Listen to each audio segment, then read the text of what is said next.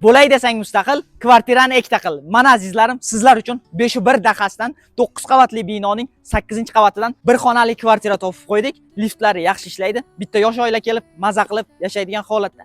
Qanunda birgalikda ko'ramiz. Ketdik. Bismillah.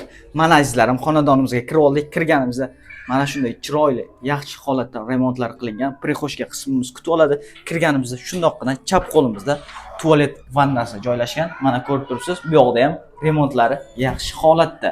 Bu bir xonali bo'lgani uchun tualet vannalari bitta bo'ladi.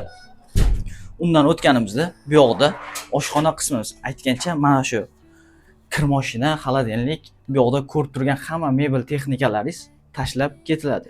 Bu yoq ayollarning sevimli xonasi, oshxona. Oshxonamiz ham yaxshi holatda turibdi. Mana ko'rib turibsiz, bu yoqqa chiroyli holatda uголокlarni qo'yib qo'ygan. Bemalol maza qilib choylarni ichib o'tirsangiz bo'ladi. 8-qavat mana. Juda ham devorlari tinch holatda.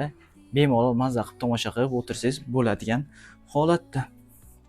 Undan o'tganimizda bu yoqda bizning asosiy xonamiz kattagina mana remontlarini ko'rib turibsiz. Yaxshi holatda 5-3 joylashgan.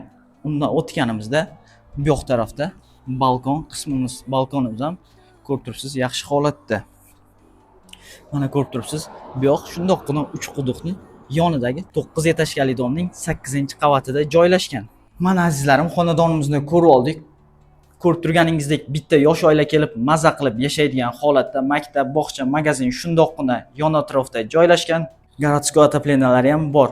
Bu uyimizni egalari narxini 19.500 etib belgiladi. Pastda egalarining raqamlarini qoldiramiz. To'liqroq ma'lumot olib, bemalol narxlarni yana kelishib olsalaringiz bo'ladi. Bu videoni 5-1 dahasdan bir xonali kvartira qidirib yurgan tanishlarga yuborib qo'yamiz.